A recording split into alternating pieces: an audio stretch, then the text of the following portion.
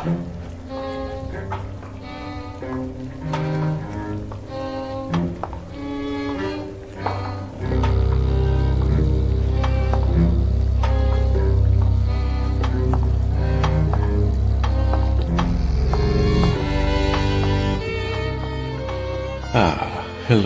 it's you again. Always a pleasure to share your company.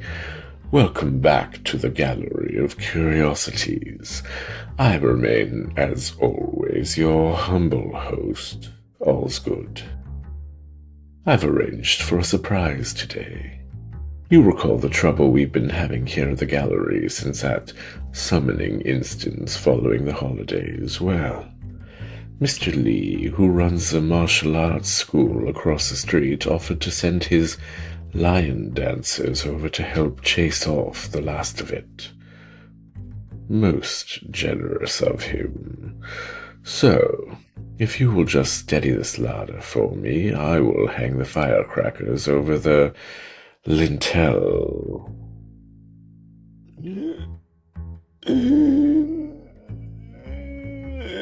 There.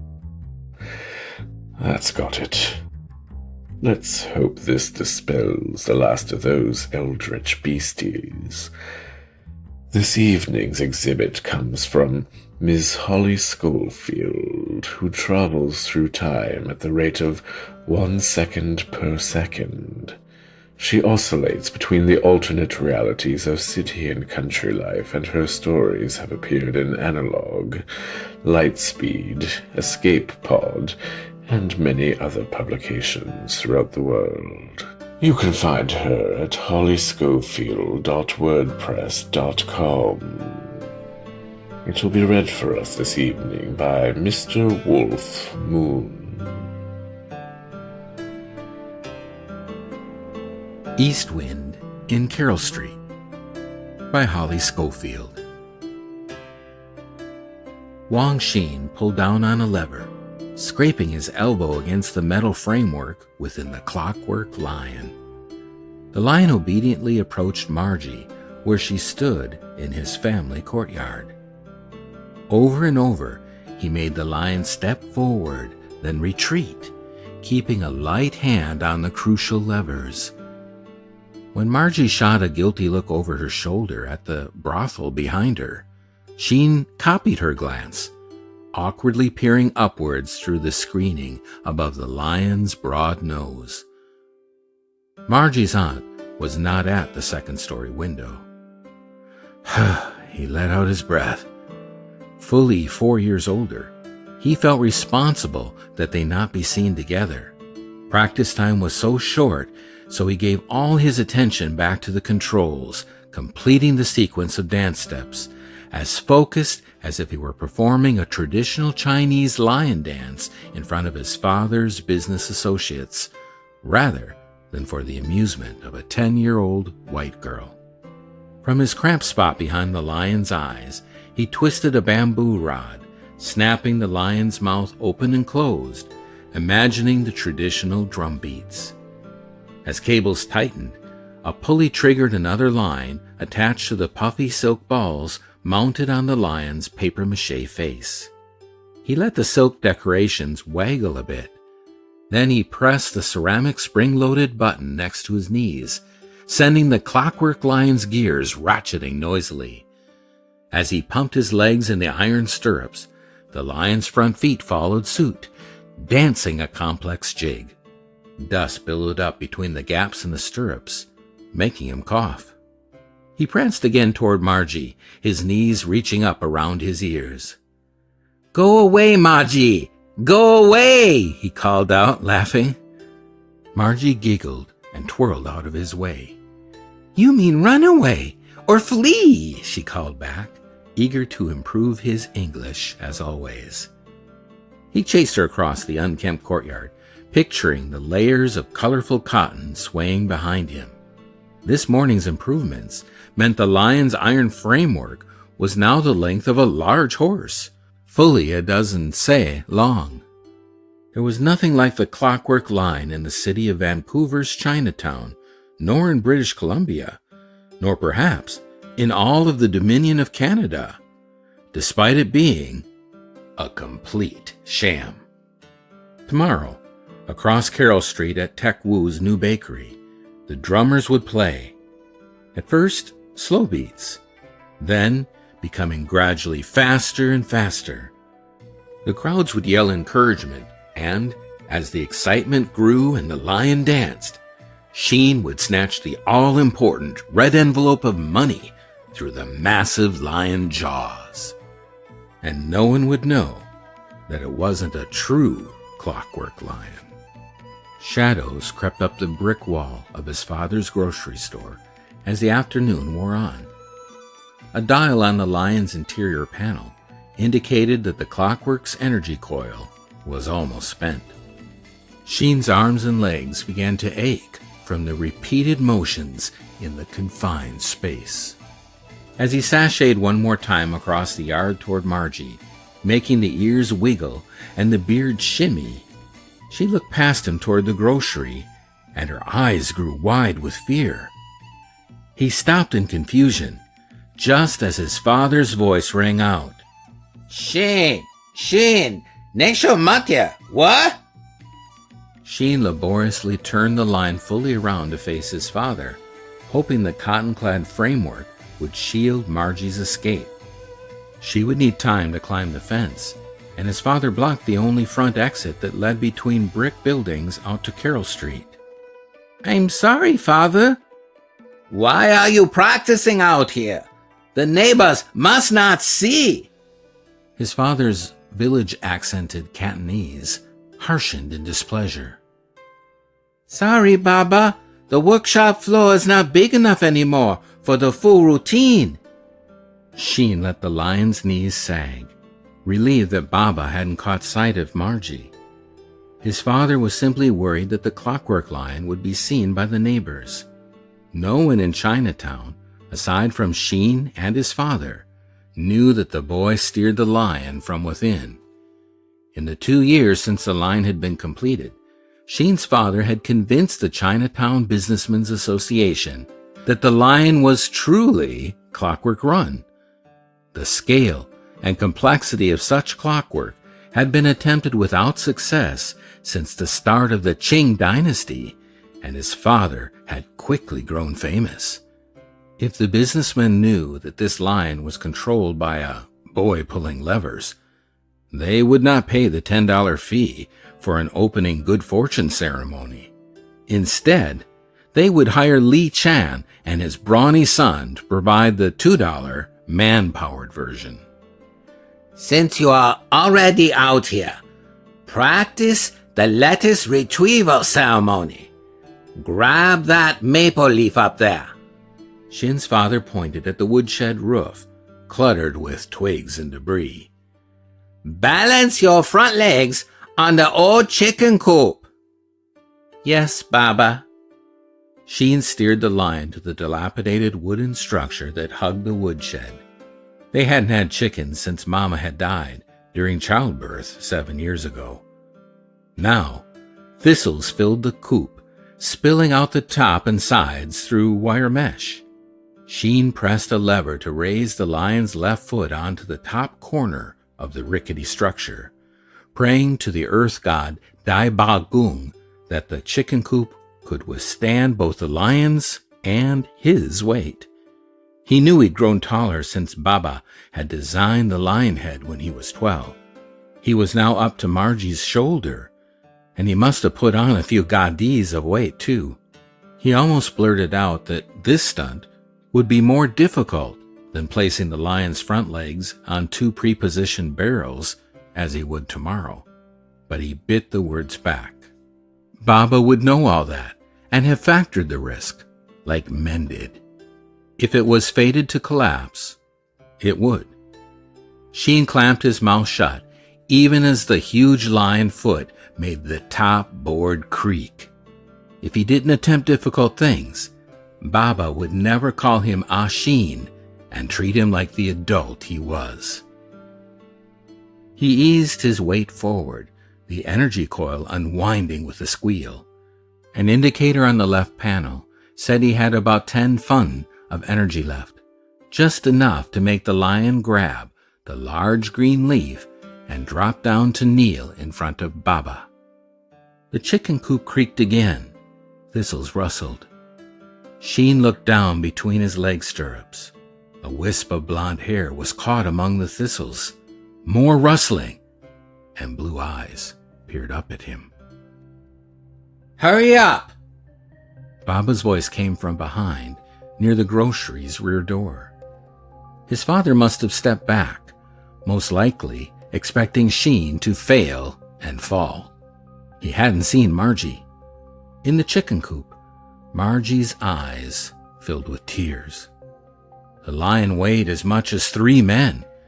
If the chicken coop couldn't support its weight, it would surely crush her, just as being born had crushed his little sister.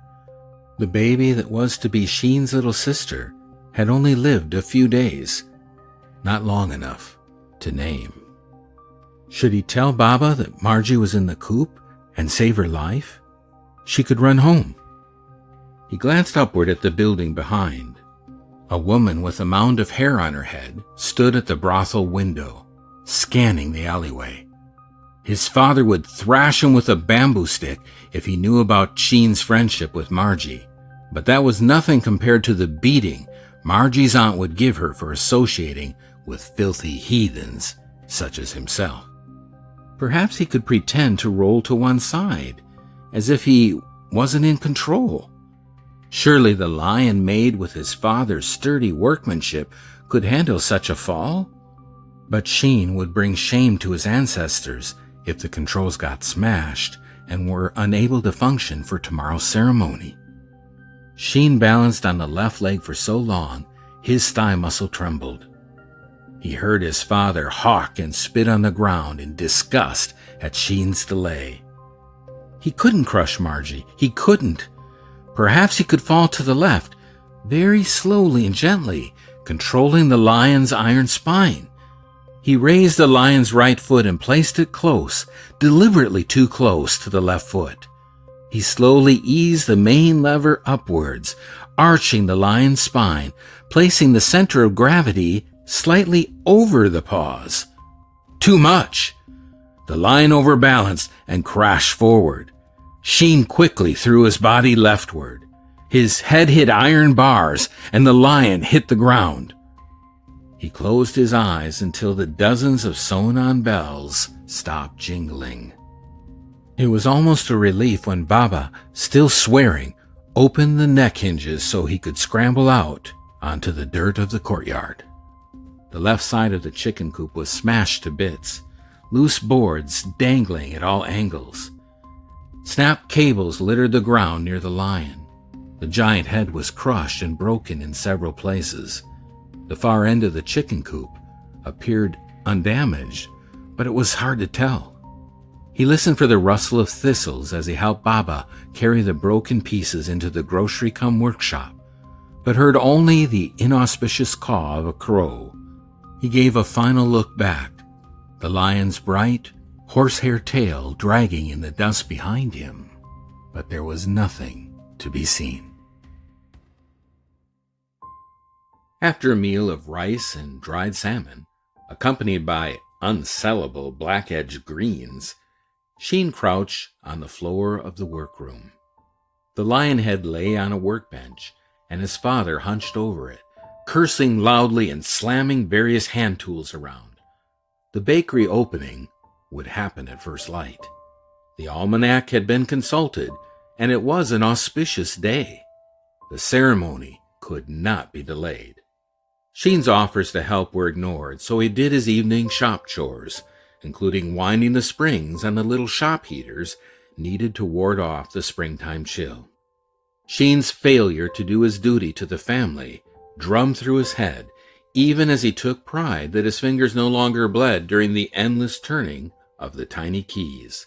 Small gadgets like the heaters could be human-wound, unlike larger coils that required teams of men trotting in circles, or oxen like the white men used. The lion's clockworks were powered by a mid-sized coil, and Baba had arranged delivery of a new pre-wound one at sunrise. The fee, a 50-cent coin, gleamed under the oil lantern by the door. Sheen tinkered for a while with the clockwork monkey he had been working on for Margie. Over a period of months, he had taken apart an old tofu maker and reassembled the sprockets and gears. He had shaped the framework from cedar rather than the more traditional and more expensive bamboo. Daringly, he had traveled 6 blocks, his first foray outside Chinatown, giving his spring festival money to a dark-skinned Indian down by the stockade in exchange for a raw beaver pelt.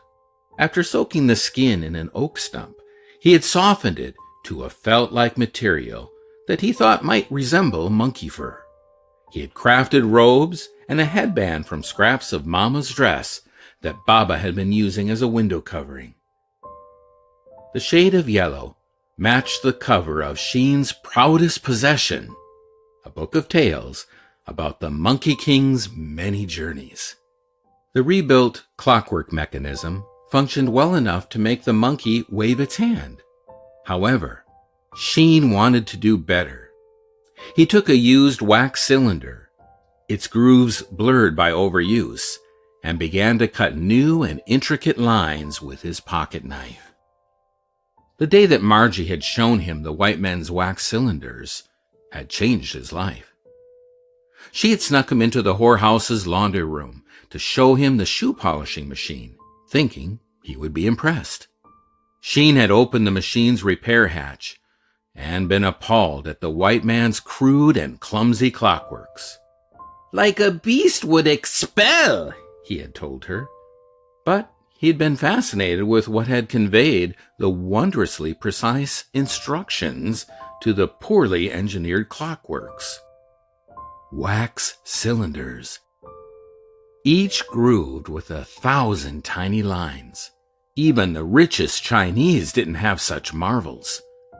When Margie had given him dozens of spent cylinders, he had clapped his hands in glee. He put down the knife and opened a page in his second proudest possession, a programming manual that Margie had stolen for him last month. He had been explaining to her that the last new moon was the beginning of the Year of the Monkey, and later that day, she had brought him a slice of bread dripping with salt pork fat. She had some concept of birthing day anniversary gifts that made no sense to him. He had politely eaten the bread. Baba had told him many times that the diseases white men got by drinking unboiled water and eating uncooked greens were many and complex, challenging even for Chinatown doctors and pharmacists. Sheen had carefully watched his bowels for days, but there appeared to be no ill effect from the treat. He flipped a page in the book, looking for a certain coding sequence that would help the monkey move its tail in synchronization with its hands. Margie's aunt had boxed her ears soundly for the book theft, but then covered for her, telling the irate customer it had been taken by one of the maids. Margie had spent hours teaching English numbers and coding symbols to Sheen, as well as all the algebra and geometry she learned in the school for white children. In return, he had patiently drawn diagrams of simple clockworks on scraps of butcher paper, explaining them in his broken English, sitting cross-legged beside her in their favorite spot atop the green grocery roof. He tossed the monkey aside, not in the mood to work on it when all of his dreams were being dashed by his foolish actions. He watched Baba grapple with the broken lion as fresh waves of shame washed over him. Over the past few months, the yin and yang synergy of elegant Chinese clockworks and white men's wax cylinders had filled his thoughts. Ideas had poured out of him faster than he could form the English words to tell Margie. How wax cylinders could perhaps someday be used to guide abacus beads, making giant calculating machines.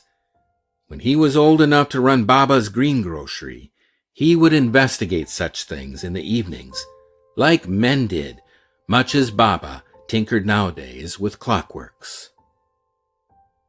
"Come," Baba pointed at the bicycle in the corner. Sheen squeezed between crates of carrots and gear parts and mounted the bike. The length from the seat to the pedals had become too short for him. With a strong push, he started the pedals turning, then settled into a fast, even pace. In front of him, the lengthy bike chain spun, and the friction welder started up. His father grasped an iron rod with bamboo tongs and pressed it in the collar of the welder. He touched the lower end of the rod to an interior brace of the lion head, which lay wedged in a vise below. As Sheen kept up a furious pace, the rod began turning fast enough to blur. It would take a long while to heat enough to form a proper weld. He let his thoughts drift. There was no point in buying Margie bao or other pastries for her birth celebration whenever it might occur. Her calendar was too strange to have much meaning. Plus, she had smilingly refused every piece of food he had ever offered her. The thought of food made his stomach growl, empty again. As acrid smoke swirled around him, he imagined the wonderful contents of Tech Wu's market cart, soon to be a full-fledged bakery in a new, finely styled brick building across the street. Businesses were springing up every day. White men might refuse to hire Chinese for even the worst jobs at Rogers' sugar mill, but that would not break the businessmen's spirits. The community would build their own new China here in the Dominion of Canada. "Steady, Shin-Shin," Baba said, as the end of the rod began to glow a cheery red. By the time the sun had set and the automated oil lanterns clicked on, the many necessary welds were completed. Sheen stepped down and dried his sweat on his too short jacket sleeve. His stomach rumbled again. The store's income was not enough to live on. Without the lion ceremony earnings, they would be hungry next winter, like they had been before Baba had built the wonderful mechanism. Coming to the Golden Mountain was to be a new start for the Wang family. Baba had come first, earning money laboring in the fields on the mainland to the east, paying off his head tax and landing fees. Years later, Mama had left her small village and traveled in what she had called in fear and boredom, along with several other women in a large, stinking ship. Both had worked hard at the greengrocer business, as baby Sheen played on the store's splintery wood floor, amid clucking chickens and broccoli stems. His first toy had been a broken abacus. His second was a broken automated walkster he had first turned into a toy warrior, then a stick-like doll for Margie. Margie's story was similar. Her mother had come from a mountainous place over the ocean to the east, where people slid on snow with boards tied on their feet. Margie wanted to be an architect, designing buildings like the new brick Dryard Hotel, where fine ladies drank tea. Meanwhile, she did kitchen duty at the brothel, saving up customers' tips for an architecture mail-order course from the Simpsons catalog. Once, she had shown Sheen a paint set a customer had given her. She had swirled powders together, yellow and blue. "That's like you and me. Together we can make the Dominion of Canada better than either of the two alone." Sheen had answered in a stumbling English that Canada was more like the many colors of vegetable fried noodles, a mixture of everything, but a blend of nothing. "Come, try this." Baba's wiry body swung the lion head to the floor, not bothering with the hoist. Together they reattached the long body to the head in the cramped space, laying the drooping middle over some barrel staves at the rear of the shop and looping the legs and back feet toward the head by the big door at the front. Sheen swung his short queue over his shoulder to his front as he examined the rebuilt lion. It would be a tight fit. Baba had reinforced the head with more cross supports, threading iron rods past the leg braces to the back of the head. Sheen hastily reattached the yellow cloth, sponging off the dirt from the yard and brushing out the red and gold horsehair fringes, while his father repositioned cable housings every which way. Baba was a competent craftsman, Sheen suddenly realized, but his designs were less elegant than the sturdy oxen white men used to wind coils. You, East Wind, get in. His father gave an impatient gesture, and Sheen got down on his knees beside the head, a second insight flooding into his head. His father's continual reference to the famous battle in China that depended on a late arriving east wind, a wind crucial to the success of the fire ships being sailed toward the enemy, was not a compliment to Sheen. Instead, his father was ashamed of their deception to the community and ashamed of the necessity of using Sheen to operate the lion.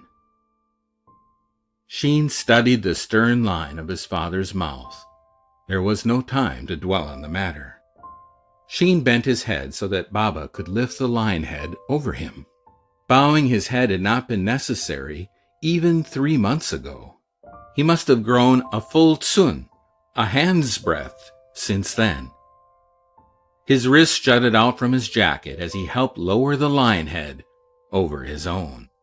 A gasp, a grunt, and the head, now probably weighing as much as Baba himself, came down hard on his thighs, cutting off all light but for a faint glow through the nose screen. One of the new iron rods crushed down on Sheen's knees. He shoved a leg out the side of the head and under the huge rear paw on the side, away from his father. He tucked his other foot under his buttocks, where it was useless to power the leg controls. Good. It works. In relief, Baba waggled one of the lion's silk balls, the connected bamboo handle striking Sheen on the ear. Now get out. A short sleep is still possible. Sheen quickly tried various other positions as he clambered out from beneath, Baba holding the lion head aloft. In the poor light, Baba hadn't noticed Sheen's struggles, how his legs stuck out, how he had failed. Sheen's mouth tasted like raw, bitter melon. He no longer fit inside the lion. A small part of him thrilled at the thought that Baba's shameful fraud could not continue. He pushed the thought away. The red envelope money would go unearned. He had let down Baba and all Wong ancestors, and Tek Wu's bakery would forever have bad luck. As his father climbed the narrow stairs heading to the sleeping mats, Sheen stayed huddled on the cold dirt floor. He didn't deserve to sleep tonight.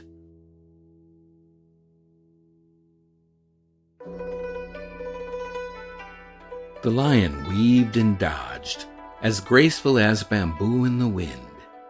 It danced closer to the barrels, surrounded by smiling, dark-jacketed men who nodded with delight. Lucky green onions tied to its horns waved merrily. The drummers intensified the beat, luring the lion closer and closer to the leafy green lettuce hanging over the bakery doorstep and the red envelope tied within. The lion approached, cocked its head at the lettuce, put a foot on a barrel, then stepped off again, turning its head to wink coquettishly at the crowd. A toddler emerged from between a man's legs and headed for the lion, probably attracted by the glittering metal discs sewn to the red and yellow layers of cloth. The lion continued to dance, oblivious, stepping forward and back in a tradition as old as gunpowder. From his perch atop the greengrocery roof, Sheen wrapped his arms around his bruised knees, the clay tiles cold under his thin slippers. Finally, a woman scuttled from between the men and grabbed the child's arm, dragging it back into the crowd. Sheen let out his breath. The monkey cylinder programming was set to a specific pattern. There was no altering it, for toddlers or anything else. He pictured the energy coil unwinding in the body of the lion, powering the mechanism, even as the monkey pushed and pulled levers and switches in an intricate pattern. Its hands and feet, even its tail, manipulating the lion in a dance more complex than a Chinese acrobatic display, all 7 cylinders spinning madly. With wooden blocks tied to its feet and a wire hook embedded in its tail, the monkey had fit inside the lion perfectly. He had used the yellow robes to tie it securely to the framework. "That's charming, that is." Margie settled beside him on the roof, tucking her green skirts immodestly under her. Her right arm hung in a sling made from a paisley scarf, and a long scratch ran down one cheek. "Therefore, no birth present for you," Sheen answered tensely, keeping his eyes on the lion. Margie giggled. "I never understand you, even when I understand you. Here, I brought you a present because you saved me. Don't worry, I waited until dark yesterday. Then I told my aunt I fell from a tree." She shoved a pastry in his hand, ruby and gold in the morning sun. "It's called rhubarb pie." "Rhubarb pie," Sheen repeated absently and bit into it. He hadn't had time for rice porridge this morning, and working hard all night had made his stomach hollow. Baked wheat flour and tart juice filled his mouth, sliding down as pleasantly as Tek Wu's sweet red bean jindong. The clockwork lion grabbed the lettuce in the final dance sequence as the drumbeats grew staccato. From his vantage point above, Sheen saw the small brown hand flash out and draw the red envelope inside the jaws. The crowd cheered, Baba loudest of all. For the first time since he'd seen Margie hiding in the chicken coop, Sheen began to relax. Finished, the lion lumbered back across the street, the crowd parting way. A grinding noise drifted up as the grocery's large workroom door opened, its escapement mechanism perfectly timed. The lion marched steadily toward the grocery as the door rose higher and higher. Several tsa before the workroom entrance, the lion turned sharply to the right, stepped up onto the wooden sidewalk, and rammed face first into the grocery's brick wall. "Ah, Sheen! Ah, Sheen!" Baba rushed toward the lion as it made a horrid grinding noise and the front legs collapsed. On the roof above, Sheen bit down on his knuckles. Baba's use of Ah Sheen, the adult form of his name, shone through the awfulness of the crash. Below, his father prodded the ruins of the lion. He gave a start, then, just before the other men reached him, pulled off the yellow restraints and shoved the monkey beneath his jacket. He made calming gestures to the man and laughed with an open mouth. His words drifted upwards, assurances that the lion could be repaired. After all, he said, it was Clockwork Run, and the best technology in all the continents. Sheen licked blood off his knuckles, careful of the large blister on his hand, a result of winding the monkey's coil for many fun last night. He felt his chest swell with pride. Combining the white man's cylinder technology with traditional clockwork meant that the shameful deception of the lion could stop. And, equally importantly, His father saw him as a man. He looked out over the rooftops as a gentle rain started. In the distance, Chinatown's clay tiles blurred together with the white man's cedar shingles. He grinned at Margie and crammed the rest of the pastry in his mouth. 2 countries, both east wind, he said around oily crumbs, and laughed when she shook her head in confusion.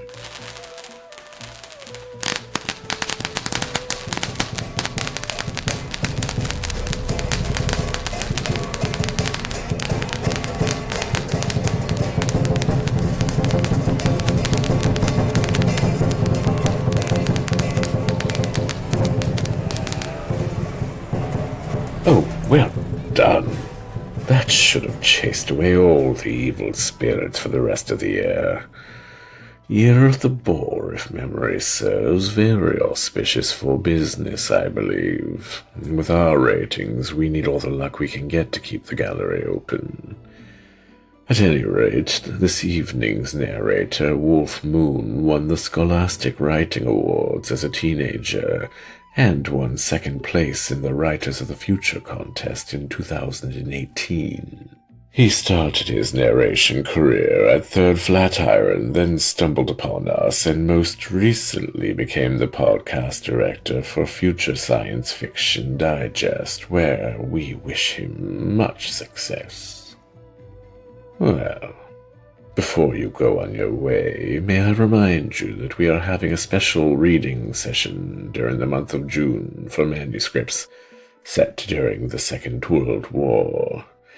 If it happens to still be June when you hear this, please send us a script so that we can give it a read-over. I do remind you, keep it in the speculative genre. You may find the submission guidelines at our website, gallerycurious.com. Good luck, and do come visit us next time at the Gallery of Curiosities. Curiosities is produced under Creative Commons International 4.0 Non-Commercial Attribution No Derivatives License. All story copyrights remain with the authors. Our theme song, as always, is Ashes, Ashes by Deus Ex Vapora Machina. If you like the show, give us reviews and nominate us for awards, and it will bring good luck and good fortune upon yourself and all your friends. I assure you, I would never, ever pull your leg. This episode was produced in June of 2019, Year of the Earth Pig. For full show notes, visit us on the web at gallerycurious.com.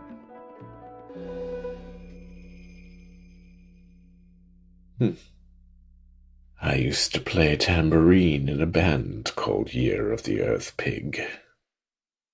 I'm sure that's just a coincidence.